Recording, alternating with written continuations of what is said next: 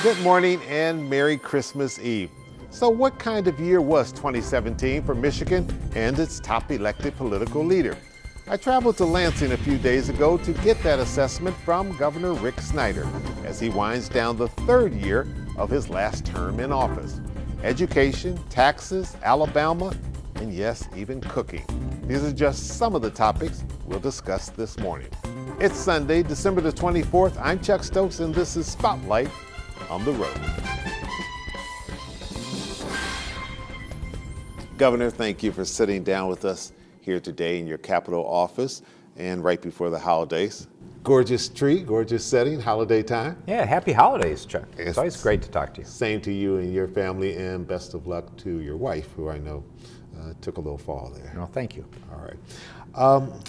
On your relentless positive action scale, what kind of progress would you rate Michigan this year? This was a good year. I mean, look at the economic growth in Michigan. We've got one of the strongest economies in the country. We continue the comeback. Look at what's going on in Detroit. The Hudson's building, groundbreaking just taking place, the Little Caesars Arena. A lot of great things going on, but that means there's still work to be done. Again, in the Detroit case, the neighborhoods, a lot more work needs to be done there. Rural Michigan, we did some important things there in terms of our smaller communities. I just did a wonderful event a couple weeks ago in Charlotte. We have a program called Rising Tide to help 10 smaller communities within Michigan help themselves. And we did our first graduation. It was so exciting to see this town get passion, to get going, to do wonderful things. You were able to get your career pathways legislation through the House. Now you got to get it through the Senate. I imagine that's a big priority for 2018? It is a priority. We created the Career Pathways Alliance, and I need to thank Roger Curtis from our Talent and Economic Development Department, but also Brian Whiston, the state school superintendent. They've been partnering together on this, and it's exciting. And I encourage any company to go sign up to be part of this Pathways Alliance, because it's how can we get not just government, but the private sector more engaged in helping people find great careers and helping get them connected to training. There are so many great jobs still in the professional trades out there that people can earn certificates to get $50,000 and $60,000 plus jobs. The new superintendent of Detroit Public Schools Community District hit the ground running, touring numerous schools, talking to parents and school workers. He told me he knows what priority one needs to be. VD says first, he needs to increase enrollment and therefore the budget. He says under state emergency management, the district lost many programs. He says parents can now expect diverse academic options, catered to children's dreams and success. Focused on STEM, arts, music, athletics. Because we're going to focus on the whole child. VD grew up in Dearborn Heights, but most recently was superintendent of the nation's 20th largest school district in Jacksonville, Florida. There he improved academic performance. He says he will do so here. He wants parents to know the teachers and principals he has met so far in Detroit are some of the best. When you look at all the things that have happened to this district and this city over the years, to see principals and teachers still deeply committed to students, their parents, and the community, it just speaks to their love and care and respect for children's potential. The Detroit Public Schools, it has a new superintendent. I'm sure you've been watching everything this year from afar. Are you pleased with the job he's done so far after all the debates that we've had over the future of DPS? Yeah, I think hopefully we all have a positive perspective of not just the superintendent, but the board. A lot of good things have gone on. They're running a surplus. I thought it was exciting to see attendance go up for the first time in many years. Yeah, that was a great turning step. That around. But there's also some good programming going on. What's going on with Randolph, which is kind of the career tech ed school within Detroit, or one of them, to see that come back. And there's been a lot of private investment and partnership going on there to say, how do we get more young people, particularly in Detroit, in the skilled trades and the professional trades? Think about all these construction projects. How many jobs for welder, electrician, plumber are we going to have in the next few years? And those are wonderful opportunities to have people find great, not just jobs, but long-term careers. You're comfortable with the direction that Michigan is going with education at this particular time, given from when you first came into office? Yeah, but there's more to be done. Sure. What I would say is we've done a lot, particularly with early childhood work. We made huge investments there. We're doing a lot in career tech education and that transition from high school to college. but we need to keep improving the whole system. We have wonderful people in the system. So again, great teachers, but we need to keep working harder to get to more competency-based learning, not just about having teachers give instruction to people, but giving them experiences, becoming more coaches to them, how to bring technology in. One of the things that we have as a bill out there is, can we take computer science and start treating it like a foreign language in our curriculum? Because if you start thinking about that, it's learning a new language. And how many career opportunities are there for people that are in information technology? We're not filling many of them compared to the number available. So we need to really ramp these programs up in our schools. Bridge battle's been going on around here since 2004. I can tell you people are working behind the scenes. The Governor of Michigan and Canadian Prime Minister proudly announcing the new International Gordie Howe Bridge a year and a half ago. But construction is still not set to start for at least another year. A major roadblock to the new bridge is the private owner of the for-profit Ambassador Bridge, Matty Maroon, who has sued the governor. The grounds the governor did an end run around the legislature to move forward on the Gordie Howe Bridge. Can he influence a Matty Maroon? I can't give you the answer to that. Again, he's been active in a number of areas. The Canadians would pay millions in upfront money to start it, including facilities on the Detroit side. The governor would use some of that to leverage grant money from the United States government. The Canadians would then be paid back using bridge toll. The Gordie Howe Bridge connecting Detroit to Canada, are you on track? And will we see in 2018 real visible sign that this bridge is going up? I think you will. I'm excited about that. I'm hopefully going to get out there with some great people from Canada to get some shovels and throw some dirt to get this thing going on the Michigan side. Property acquisition has been on a positive path. A lot of good engineering work's going on. And I think we could actually see dirt being moved, real construction activity start in this next year. The land has all been purchased in Canada. The Detroit City Council did its part, a lot of people would say. What's left to be done? There's some of the legal proceedings to go through in acquiring all the land, because there's some landowners, you can imagine some of those people that have some issues through the process, and so we're going through the court proceedings to get all that land accumulated, but it's been largely a positive process. All right, we need to take a quick break. When we come back, I want to talk a little bit about tax reform and the impact that it might have on the state of Michigan. We'll be right back. Stay with us.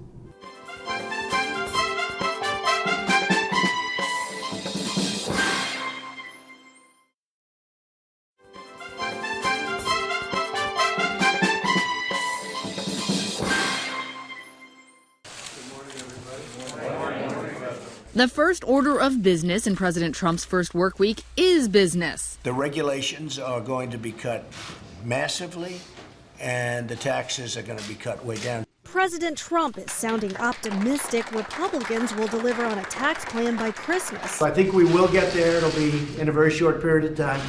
It will be the greatest Christmas present that a lot of people have ever received. But on Capitol Hill, there are signs of trouble. Senator Marco Rubio is a no unless the bill further expands the child tax credit. Unless they can figure out a way to add to the 1,100 figure, I won't support the bill. Senator Bob Corker is expected to vote no as well. He's concerned about the $1.5 trillion the plan could add to the deficit. 2 more GOP senators are undecided. Senate Republicans can only afford to lose 2 votes. They haven't released their final plan yet, leaving Democrats in the dark. Have you seen the new Republican bill yet? I have not. Here's what we've learned. For the wealthy, the plan lowers the top tax rate from 39% down to 37%. For big business, it cuts the corporate tax rate from 35% to 21%. And for middle-class Americans, the plan doubles the standard deduction. For those who itemize, it keeps current deductions on medical expenses and student loan interest. But advocates for the middle class warn it caps state and local income and property tax deductions at just $10,000. The plan also scraps a key component of Obamacare, the individual mandate requiring that all Americans have insurance. That could leave 13 million more uninsured over the next decade. President Trump's first major legislative win, a sweeping tax overhaul. We are making America great again. You haven't heard that, have you? The president surrounded by GOP lawmakers who helped pass the $1.5 trillion rewrite of the tax code, the largest in more than 3 decades. It means jobs, jobs, jobs, jobs. So it's going to be really a very special period of time. The Senate passed the bill along party lines in the wee hours of the morning. Speaker Paul Ryan in the House with a redo vote Wednesday after a procedural hiccup.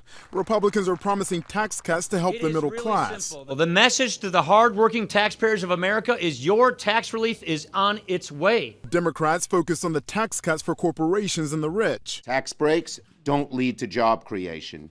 They lead to big CEO salaries and money for the very, very wealthy. Now the Republicans are taking their cool victory lap, toasting it with champagne with their donors and the wealthiest. But they didn't do what they promised. President Trump and Republicans now tasked with selling the plan to the people. Recent polls show it's unpopular with the majority of Americans. If we can't sell this to the American people, we ought to go into another line of work. This bill is off on the wrong foot when it comes to public perceptions. It is being sold by an unpopular president with unquestionably difficult circumstances ahead for this bill. Are you for or against what you see at this particular time? Well, generally, we've done great tax reform in Michigan. Let me start with that, Chuck. Okay. I mean, we went to simple, fair, and efficient to make a much better system. We had one of the worst systems in the country. So I've encouraged the federal government to do the same thing. And so my standards on tax reform have always been it should be simple, fair, efficient, and fiscally responsible. Unfortunately, what I'd have to tell you is what I've seen out of Washington and what they're doing now doesn't meet those standards. Okay. First of all, it would add a huge amount to our national debt, over $1 trillion. So that gets to the fiscally responsible. But if you look at a number of the procedures and what they're talking about, I'm not sure it meets the standard of simple, fair, and efficient either. I think there are a number of other things that could have been done that would have been dramatic improvement. Because again, I'm governor of Michigan. So what I can say, I'm proud of the tax reform we've done here, and I wish they would have followed that model much more of what they've done in Washington. What impact do you think the tax reform plan would have on revitalization, particularly in major urban areas of this state? That's hard to say. And that's one of the things. There are a lot of complications in this tax proposal. So I think it's too early to say. I think there could be some positives. I think there could be some negatives. Governor Snyder, you've taken a trade mission every year that you've been in office. What's on tap for 2018, and is there some place you'd like to go that you haven't been yet? It'll be your last year, last opportunity to do it. I'm not sure we're going to be expanding new places, but we'll go back to a lot of the relationships we built. And we built some strong relationships that have made a difference. If you look at what I typically go to, I'll be going to Germany, some European countries, and then to China again. We've seen great investment come into Michigan from these places. In many cases, think about when I started. Michigan was hardly on the map for some of these places, such as China. Now we're in the top 5 in terms of inbound investment for U.S. states. As a preferred place to do business. This is good for creating jobs for our state. So what I would like to do is really reinforce the relationships we have, and I'd like to find out ways that if there's things I can do to help my successor, even hand off those relationships so they can continue that great growth. All right, that's a good segue to say we'll take a little break. When we come back, we'll talk to Governor Snyder about politics. We'll be right back.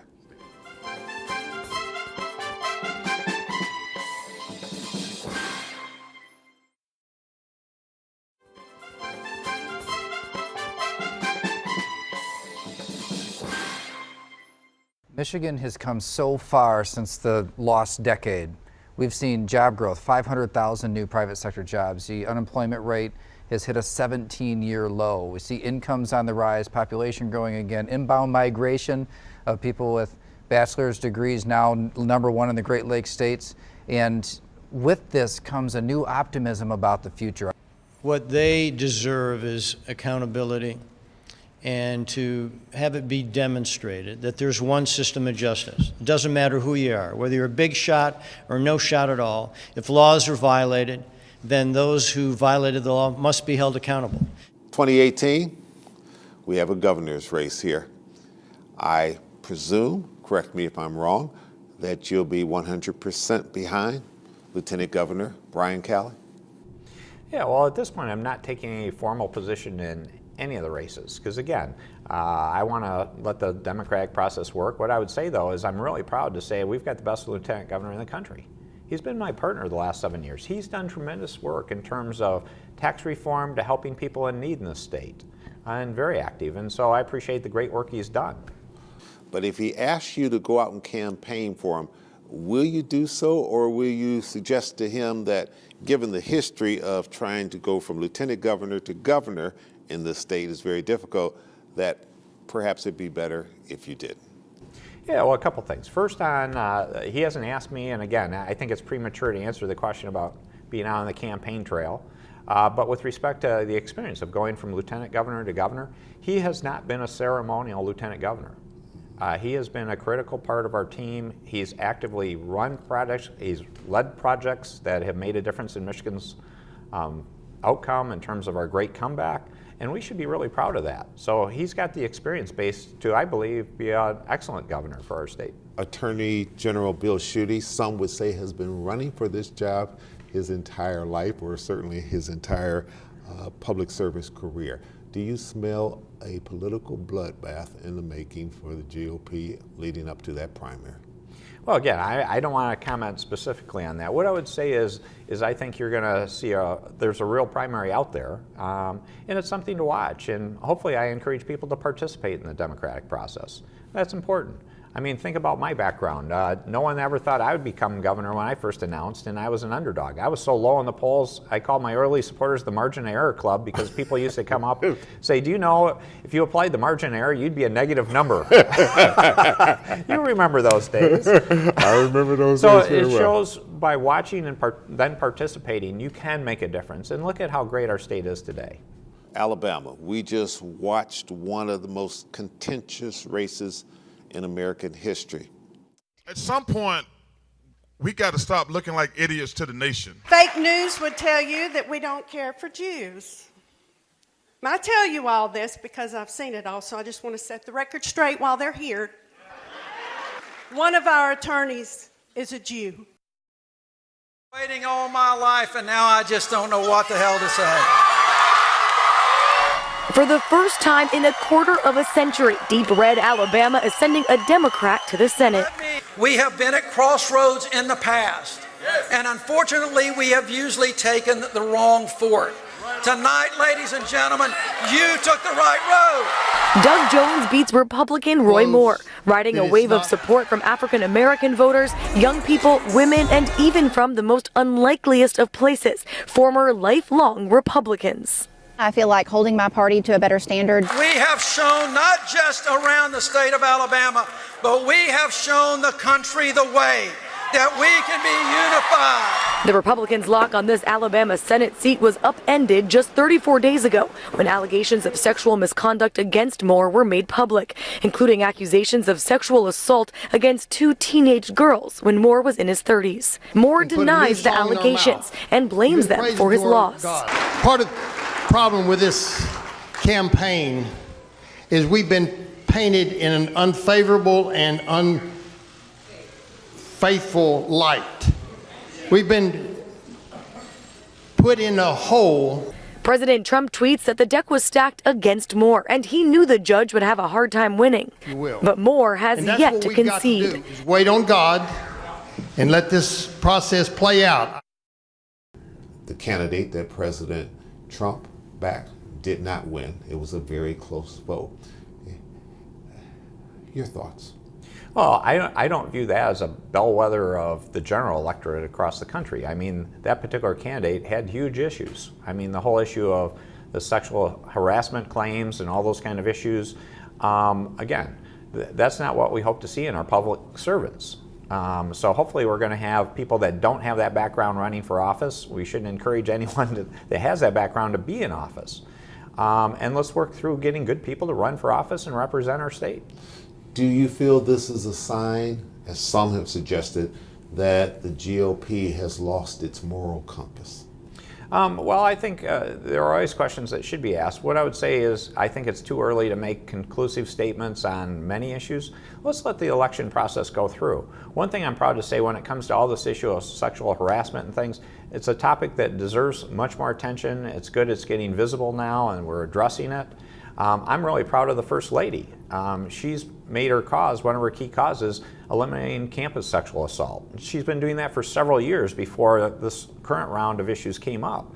And that's something that's absolutely terrible, and we need to continue working on this issue to stop sexual assault and stop sexual harassment from happening in our country. In terms of Legionnaires, I didn't learn of that until 2016. And as soon as I became aware of it, we held a press conference the next day. I told the governor that we're hearing a lot more folks complaining about lead, copper, and the TTHMs. Absolutely. Still complaining about the TTHMs. Yes, I did. Yes. And when was that you told her? I don't know specifically, but whenever my meeting in the month of July was, if it was after, it was then in August. Do you feel that's ever a monkey you're going to get off your back? Well, again, I just want to see things improve in Flint, and they have been. There's been a lot of positive improvements in Flint. Everything from, if you look at recent water testing over the last year or so, it's well below federal standards.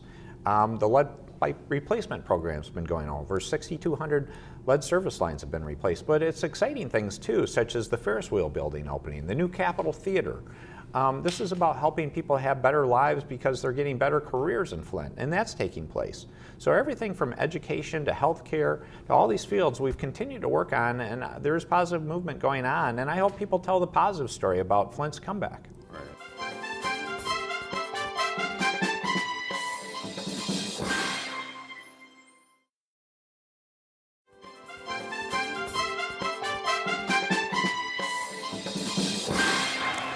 On the option, Gardner keeps and scores. Touchdown, Michigan. Inside the red zone again. Gardner play action. Goes to the corner of the end zone. Gallen. All right, I know I'm out of time. Two lighter holiday questions. You going to the Outback Bowl? Not this year. I've gone in the past, but I'll be rooting for Michigan. Actually, we have 3 Michigan teams in bowl games, and hopefully we'll go 3-0. All right, and what are you cooking this year for the main dinner? Yeah, I already got the requests in, so we're going to be doing a roast. So I'm cooking beef this year. Not turkey or anything, but we're going to the beef model. All right, and I think there's a good chance that your wife said you might be cooking a little more than normal this year. I have more cooking responsibilities, yeah. Not before injury, but now with her injury, yeah, I'll be more full-service chef, so I'll learn some new dishes along the way for sides. All right, Governor, always a pleasure sitting down and talking with you. Happy holidays to you and your family. Yeah, happy holidays. Thank you. Thanks to Governor Snyder for sitting down with me today in our state capitol. And next week, on New Year's Eve morning, a different kind of spotlight to wind down the year. Our guest, Oliver Ragsdale Jr. of the Carr Center, and their intergenerational jazz band ushering in 2018 with a bang, so to speak. Here's a little preview.